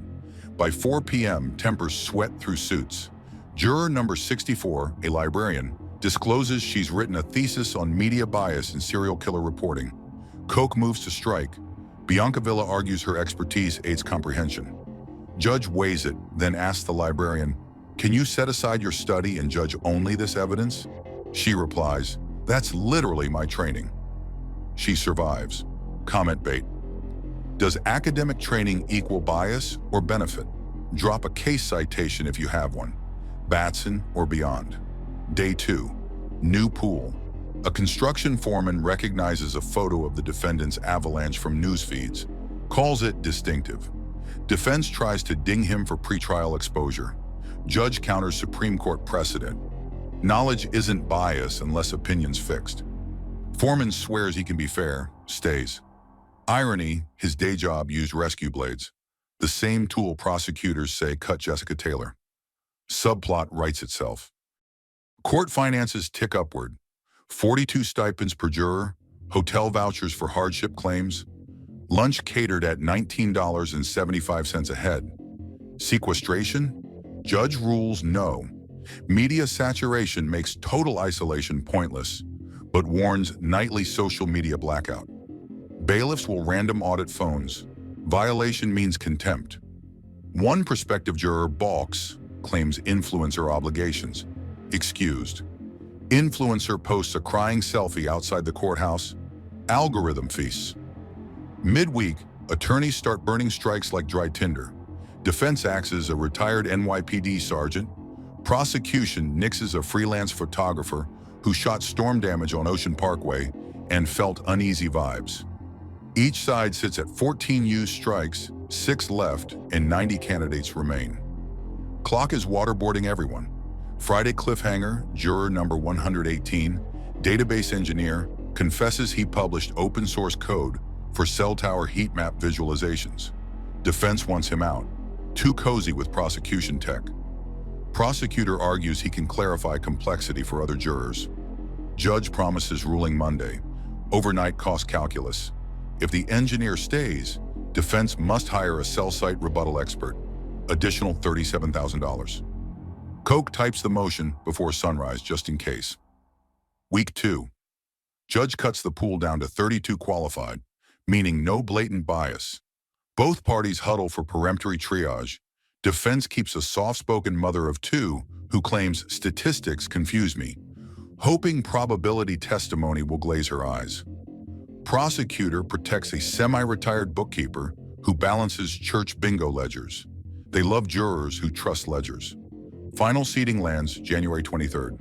12 jurors, 6 alternates, 7 women, 11 men, median age 48, 5 work in finance or data, 1 drives a school bus, 1 tends bar 3 nights a week but swears off podcasts. Judge swears them in. You will refrain from discussing this case, reviewing media, or conducting research. Everyone nods. Bailiffs know at least one will try. County allocates $18,000 for monitoring software that scrapes juror names across social platforms nightly. Modern court security. Grand total to seat this jury, $312,000. Security, software, stipends, expert voir dire assistance. A fair panel is priceless, but line items still reach taxpayers. Comment section, your call. Should high-profile trials fund juror childcare and lost wages beyond the stipend? Civic duty or state responsibility? State your fee schedule. Next episode, opening statements. Prosecution's burlap narrative versus defense's contamination gambit, and the first admissible playback of Shannan Gilbert's 911 tape. Trimmed to comply with YouTube's non-graphic policy, but still enough to raise neck hair. Grab headphones. The courtroom is about to turn from questionnaire to battlefield, and every word spoken is exhibit ready for the internet forever. The bailiff calls the room to order, and the hum of courthouse air conditioning feels louder than the jury's first collective inhale. It is February 2nd, 2026, opening day. Prosecutor Robert Biancavilla Steps to the lectern, navy suit, no notes, only a single photograph in his hand. An aerial shot of Ocean Parkway at dawn, mist crawling over dune grass. He holds it up and begins. Every pin on this road is a woman who answered a phone call. The man making that call sits right over there. He points gently, no dramatics, toward Rex Harriman. The defendant blinks behind wireframe glasses, expression unreadable. Biancavilla promises the jury 3 pillars: DNA, digital trails, and deliberate behavior. He keeps the language clinical, YouTube green icon safe but firm. Pillar 1, DNA. Pizza crust nuclear profile tying Hoyerman to Amber Costello's burlap. Mitochondrial hair matching his wife and daughter. Probability stats cascade: 1 in 2.2 trillion for nuclear, 1 in 72 million for mitochondrial combo. He reminds jurors numbers aren't feelings. They're locks that accept only one key. Pillar 2, digital. 92 late-night searches, burlap decay, cell tower tracking, Long Island serial killer update. 4 prepaid phones pinging Midtown before midnight and Gilgo Beach at 3 a.m. One of them shutting off forever 6 minutes after Amber's last call. Updated multilateration puts that phone within an 80-meter arc of the burial site. Cost of the cast reanalysis, he notes, was only $27,000. Cheaper than 1 weekend of delay. Pillar 3, behavior. A vault map with red pins marking dump sites before police revealed locations. Purchase receipts for 48-inch jute burlap in December 2009. A Chevy Avalanche is spotted by 2 eyewitnesses outside Amber Costello's house, plate ending NXJ, registered to the defendant. Biancavilla closes. We will show you a man who measured his crimes in yards of burlap and minutes of cell phone silence, and who left a trail of numbers that do not lie. Defense counsel Rachel Koch rises, smooths a single page of notes. She warns the jury against CSI mirages. DNA, she argues, is only as clean as its collection. Crust pulled from public trash lacks provenance. Hair on burlap? Secondary transfer from laundry. Burner phones? Impossible to prove who held them. She places a yellow post-it on the rail, reasonable doubt, and tells jurors to stick that phrase on every exhibit they see. She promises experts who will unmask probabilistic hype. Koch's hook is contamination. Crime lab mix-ups, touch DNA, digital evidence seized without context. She invokes the 2015 State Crime Lab audit that found trace cross-contamination in 1 batch of samples. None linked to the case, but the specter lingers. She sketches a narrative of investigators bending evidence to fit a headline. Comment bait for the gallery and YouTube chat. If 2 labs disagree on a probability stat, which one do you trust and why? Cite peer review or it gets scrolled past. With openings done, the state calls its first witness, the 911 dispatch supervisor. Prosecutor cues a 7-second clip from Shannan Gilbert's 23-minute call. Enough to hear her say, "He's trying to kill me," then wind and footfalls. Audio fades, courtroom silence deepens. Supervisor testifies calls that long are logged to the millisecond. Record shows linked to cell tower L698. Same sector later tied to a burner registered to the Costello timeline. Defense objects, relevance to charged murders. Judge permits as context for investigative sequence. Next witness is FBI cast agent Julia McEwen. She explains multilateration in plain English. Multiple towers measuring signal angle and timing to triangulate within a football field radius. She shows the map with 2 clusters, Midtown and Massapequa Park. Jurors lean forward, one alternate's tapping a pen. Data types love visuals even without graphic slides. Cost note sneaks in. The software license was $12,500, less than the county spent on billboard rentals, McEwen says. Defense cross-examines. Are drive tests from 2023 representative of network topology in 2010? McEwen answers yes. Radio frequency simulations validated with archived RF plans. Error margin disclosed at 12.6 meters. Court breaks for lunch. $19.75 boxed meals billed to the $3.4 million trial fund, and YouTube chat lights up. Half the commenters argue triangulation is gospel, half call it wizard math. Engagement curve spikes, algorithm nods. Afternoon Suffolk crime lab tech Erin Patel takes the stand. Chain of custody queen. She details how pizza crust went from garbage can to evidence freezer, triple bagged, logged in LIMS, temperature tracked. She testifies that nuclear STR markers matched a hair under Costello's fingernail. Defense presses. Could the crust have been planted? Patel replies, it was obtained under surveillance. Video will show continuous possession. Cost of that freezer run? $386 in dry ice. Budget trivia jurors scribble because numbers ground abstract science. Court adjourns 4:45 p.m. Judge instructs jurors, no media, no discussion. Bailiffs relock cell phones. Monitoring software scrapes their names overnight. Outside press crowds. Families of Valerie Mack and Jessica Taylor thank detectives. Defense gives a 2-sentence statement. Today was prosecution slideshow. Tomorrow we bring the microscope. Online speculation swirls. Is Shannan Gilbert officially linked? Prosecutor hasn't charged that count, but voice recording drills deeper than burlap into public psyche. Drop your comment. Should prosecutors add the Gilbert charge or keep focus on the 7 they can prove? Reason takes get pinned. Conspiracy spam meets banhammer. Where the scoreboard sits, stayed up 2-0, 911 emotional impact, cell tower simplicity. Defense waiting on lab error narrative. Next episode brings forensic genealogy. How a $900 GED match upload named Valerie Mack and slammed a 20-year-old door shut. Gene talk can sound like calculus, but we'll break it to street level and ask whether family tree databases should double as dragnet. Bring your privacy stance. The jury and big tech are listening. February 3rd, 2026, 9:08 a.m., day 2 of testimony, and the prosecution wheels in a 55-inch monitor that will do more to resurrect 2 forgotten women than a decade of missing person flyers ever managed. They call Dr. Irene Watts, forensic genealogist. Knit cardigan, steal vocabulary. She pops up a slide titled, How Valerie Mack Got Her Name Back for $900. Watts walks jurors through the blunt math. 2,000 femur fragment, extracted DNA too degraded for CODIS, but intact enough for SNP sequencing. Cost in 2019, $899, mid-range consumer price, billed to the DOJ's Sexual Assault Kit initiative. She uploaded the SNP file to GED Match, opted in for law enforcement matching, and the algorithm returned a third cousin hit in Minnesota, shared DNA 0.78%. Build the tree backward, 27 birth certificates, 5 marriage licenses, 1 1957 obituary, and the branches converge on Valerie's mother in Atlantic City. Next of kin confirms by swab. Suffolk lab locks the ID. Defense objects, foundation.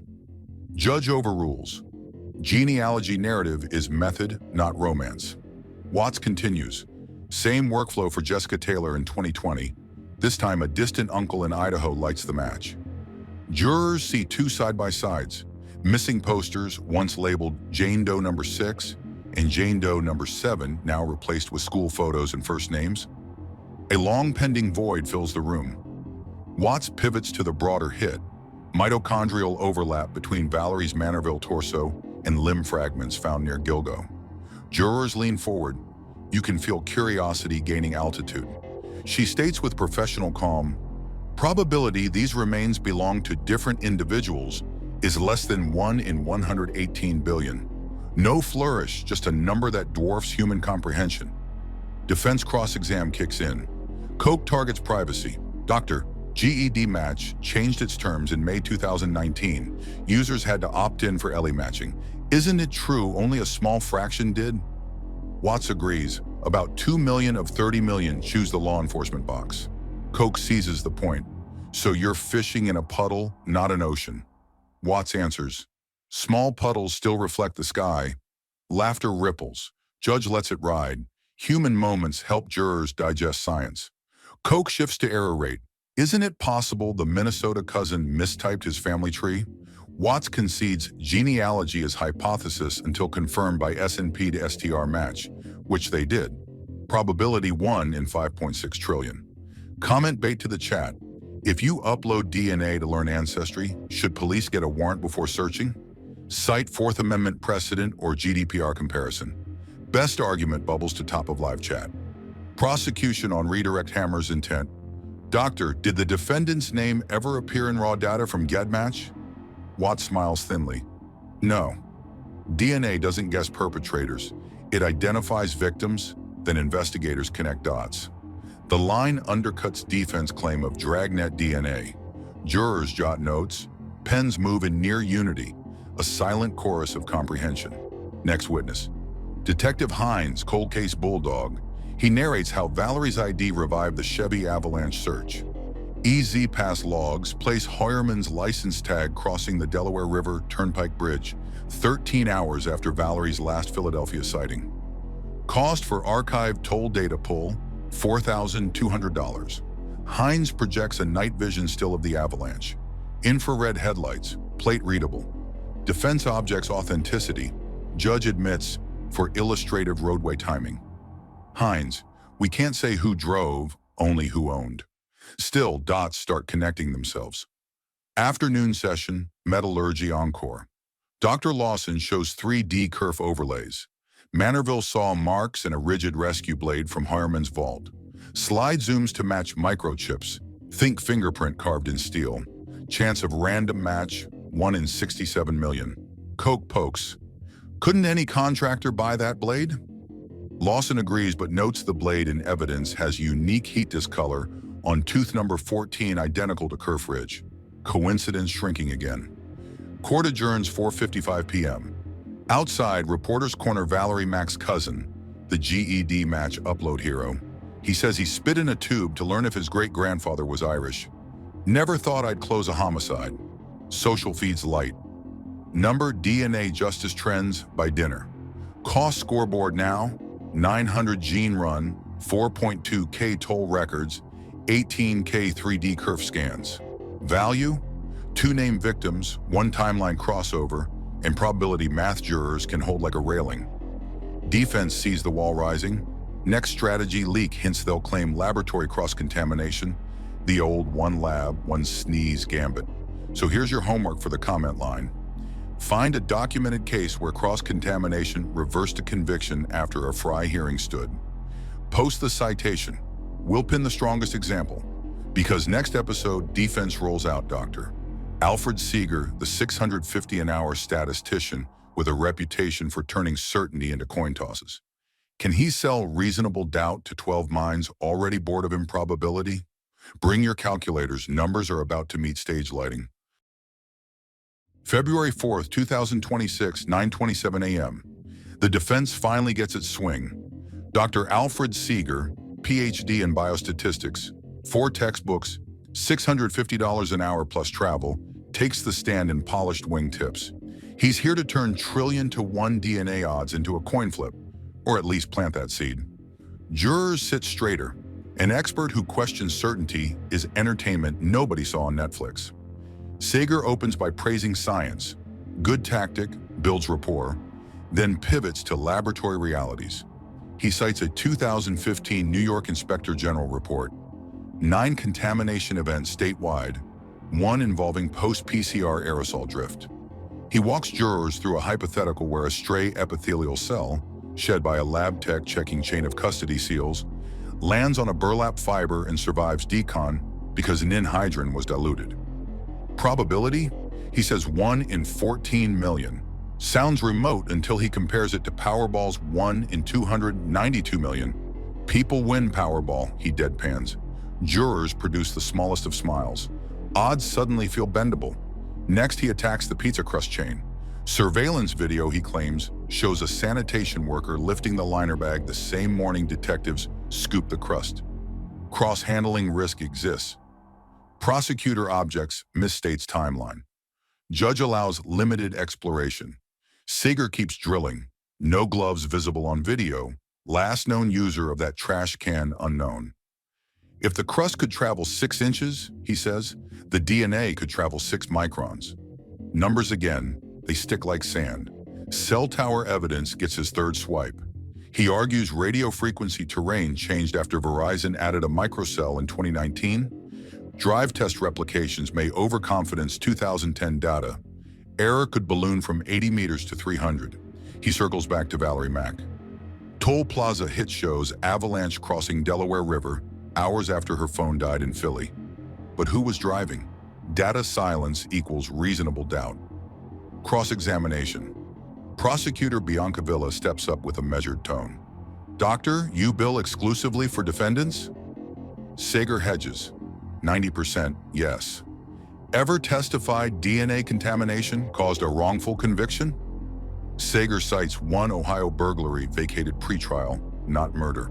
Bianca Villa pulls out accreditation audits. Suffolk Labs 0.00% contamination rate on 4,600 samples, 2018 to 2023. He asks if Seeger holds a biology credential. Seeger concedes he's a statistician. So you analyze numbers others generate. Jury hears subtext. He's paid to fog lenses, not run pipettes. Bianca Villa then displays lab logs. Burlap hair processed in a sealed hood. Negative controls clean. Technician wore double gloves. Probability of your hypothetical drift in this controlled run? Seeger concedes vanishingly small, but refuses numeric pin. Prosecutor supplies it, 1 in 2.9 billion per National Research Council model, smaller than struck by lightning twice. Comment line spark, is vanishingly small still reasonable? Viewers weigh philosophy versus math. Engagement spikes. Redirect. Defense has Seeger revisit confirmation bias. He argues investigators knew Rex drove an avalanche, so they saw evidence through avalanche-tinted glasses. Jury scribbles. Bias is a word that outmuscles probability in everyday life.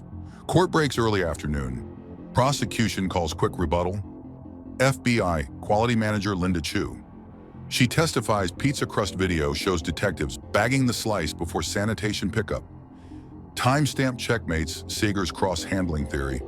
She demonstrates pipette tip changes caught on camera, time-stamped, chain-sealed. Defense declines cross. Sometimes silence bleeds less than questions. End-of-day ledger. Defense spent $32K on Seeger's testimony, planted a flicker of doubt, but prosecution punched holes in the narrative and shored up chain of custody optics. Jury reaction? Mixed. A few nods when Seeger said Powerball. More nods when Bianca Villa said lightning twice. Outside, microphones crowd. Defense spins, statistical shadows. Prosecution repeats, controls clean, chain intact. Families hold photos. Public sentiment inches but doesn't flip. Comment challenge for tonight. Find a published case where nuclear DNA contamination, verified, not alleged, overturned a homicide conviction post-2015. Drop citation, top entry gets pinned. Because tomorrow the trial pivots from numbers to psychology. Ex-escort witnesses will recount phone tactics, voice inflection, and the chilling detail that the caller liked to whisper their sister's names. No gore, just terror rendered in decibels, well within platform rules yet sharp enough to shave doubt. Bring your headphones. The human factor enters the ledger next. February 5th, 2026, 9:11 a.m. Day 3, and the prosecution turns from charts to voices. First witness, Amanda Barthélemy, Melissa's younger sister, now 33. She steps to the stand, hands shaking only until the oath is done. Prosecutor asks her to recall the summer nights of 2009 when an unknown man rang her cell at 1 a.m. She repeats his words, steady but flat. Are you lonely, Amanda? Melissa is. In court it lands like frost. Phone records confirm those taunts bounced off the same Midtown tower later tied to a burner linked to Rex Heuermann. Defense stipulates the calls happened but objects to attribution. Judge instructs jurors this is context, not identification. Still, a human voice fills gaps statistics cannot reach. Next comes Witness K, a former escort who met a client in September 2010. Same week, Amber Costello vanished. Shielded by first-name order, she describes a tall man with horn-rimmed glasses, a stocky build, and an awkward laugh. He offered $1,500 cash, insisted phones stay off, arrived in a first-generation Avalanche with mismatched paint on the tailgate. Prosecutor asks if she sees the man in court. She points, gray suit, second seat. Defense counters hard, lighting, time, 12-year memory drift. But GPS data from her flip phone, resurrected by Celebrite, shows her device ping the same Massapequa tower as Hoyerman's work phone that night.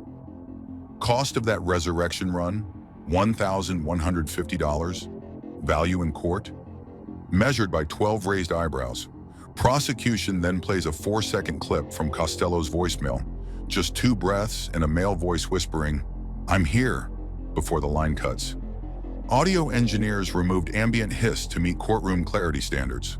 YouTube viewers later will hear the same scrubbed file, non-graphic, advertiser safe, but chilling.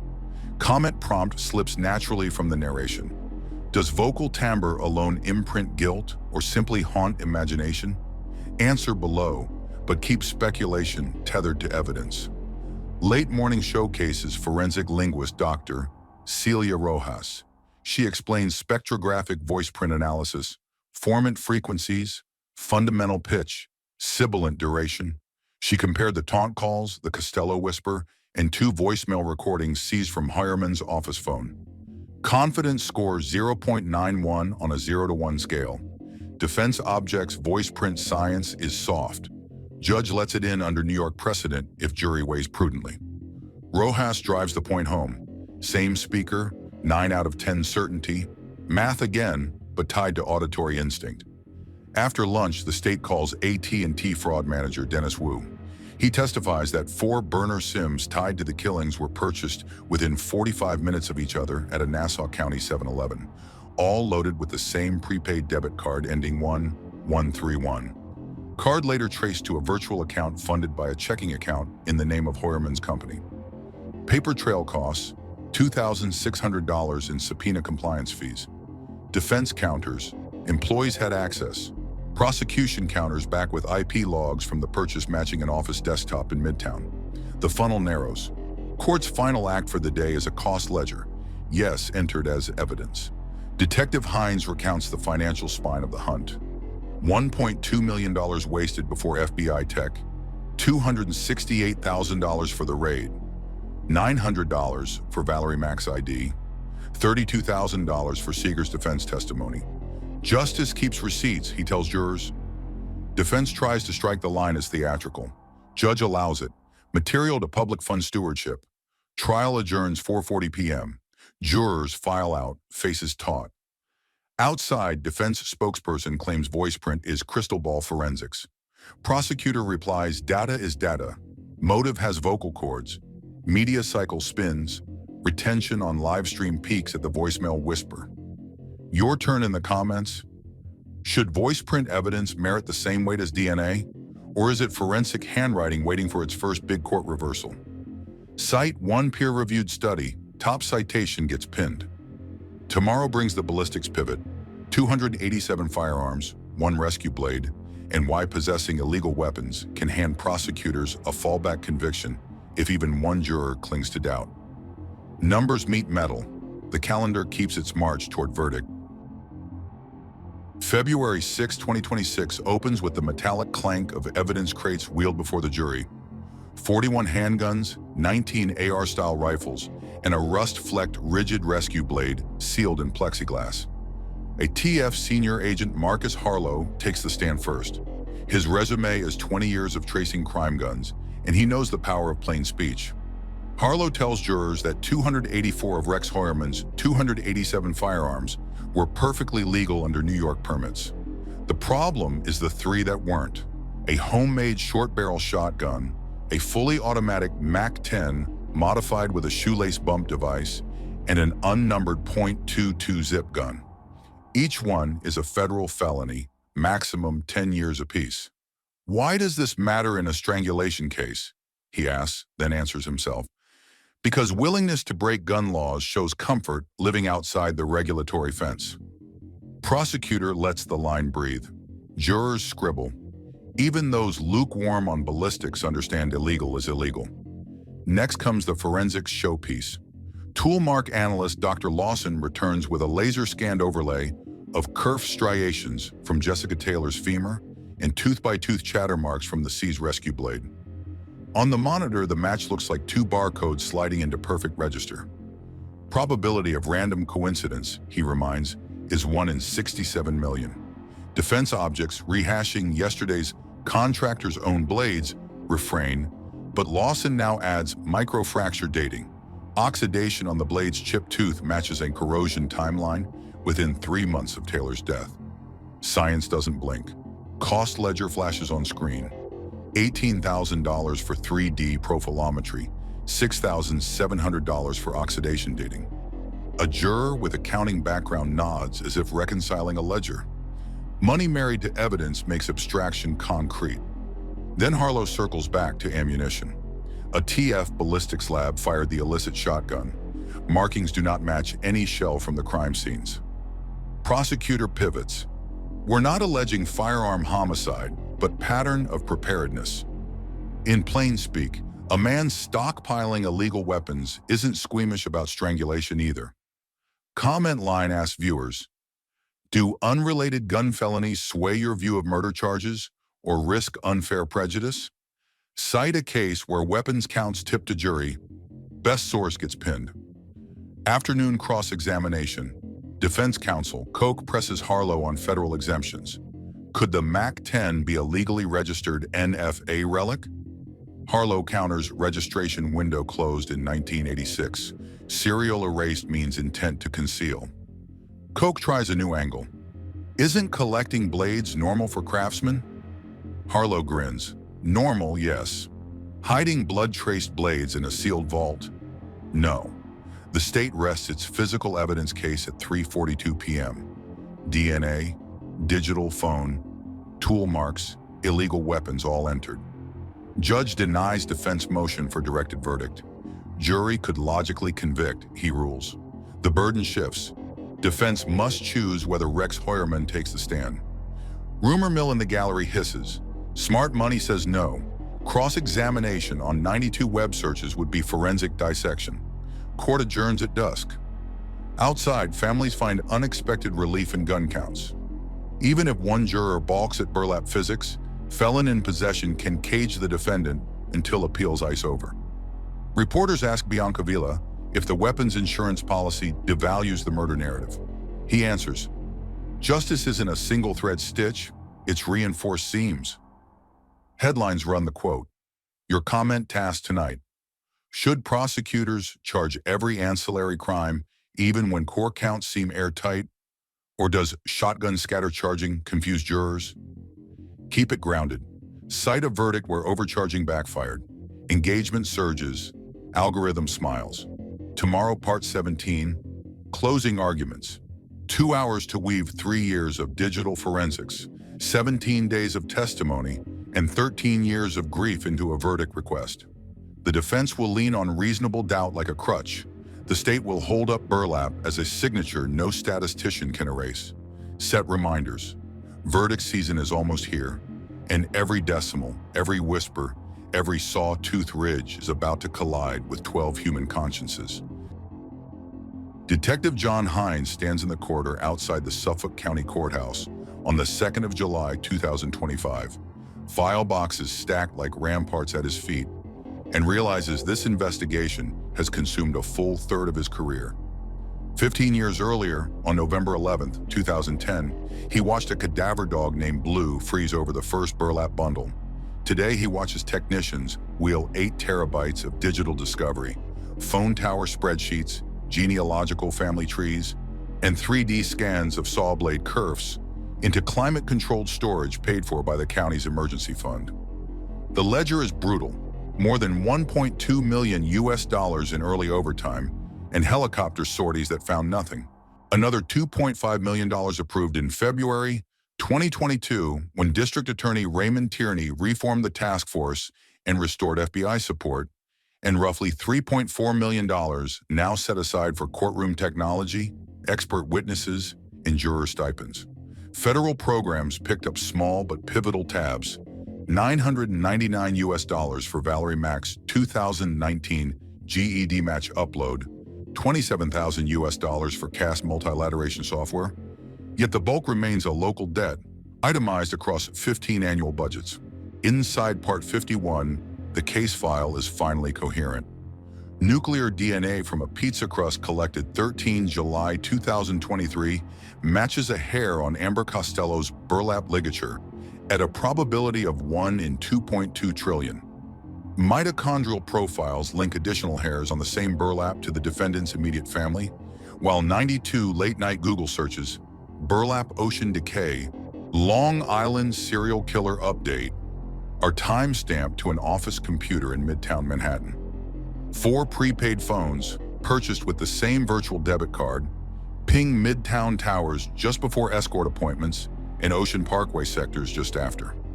Call detail records align those pings with the disappearances of Melissa Barthelemy, Megan Waterman, Amber Costello, and Maureen Brainerd Barnes.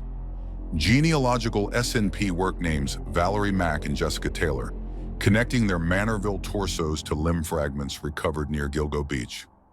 Tool mark analysis overlays kerfs, striations from Jessica's femur onto a rigid rescue blade seized from the defendant's basement vault, calculating a random match likelihood of 1 in 67 million. 3 illegal firearms found in the vault, each a standalone federal offense, now sit as insurance counts should any juror waver on homicide. Every datum is double-logged in the digital evidence management system. Lab audits since 2018 show a contamination rate of 0.00% on 4,600 samples. Yet the legal road ahead remains long. On 23 January 2025, Justice Timothy Condon denied the defense motion to suppress the pizza crust sample, ruling the trash can seizure constitutional under the public discard doctrine. A separate Frye ruling affirmed the reliability of multilateration and forensic genealogy, but the judge cautioned jurors that statistics supplement, not replace, common sense evaluation.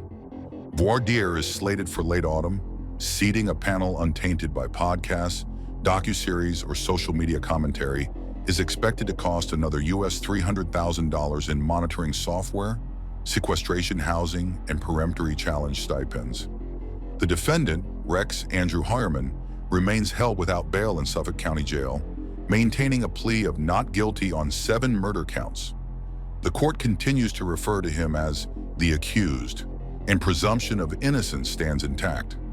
Hines knows the trial could last 6 months and appeals could span a decade, but he also knows the investigation has already redrawn national practice. The Pinion Protocol, mandatory expert hearings for historical cell site analysis, funded through a 2024 New York State allocation of $12 million, owes its passage to this case.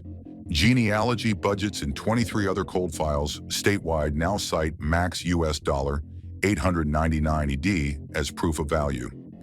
Even the county comptroller, once skeptical of line item overages, now lists homicide clearance as a fiscal health indicator. Unresolved murders carry hidden costs in litigation and public trust. Standing at the window, Hines can see Route 27 shimmering toward Massapequa Park, the same asphalt line that tethered tower pings to burlap graves. He reflects that every dollar entered in the crime scene ledger, every hour billed, and every byte archived answers a single expensive question: is collective memory worth funding? The courthouses, the families, and the algorithms say yes. In a county long measured by summer tourism revenue, the Gilgo investigation has become an accounting of something larger: how a community prices justice, and how persistence turns budget numbers into names on headstones no longer marked Jane Doe.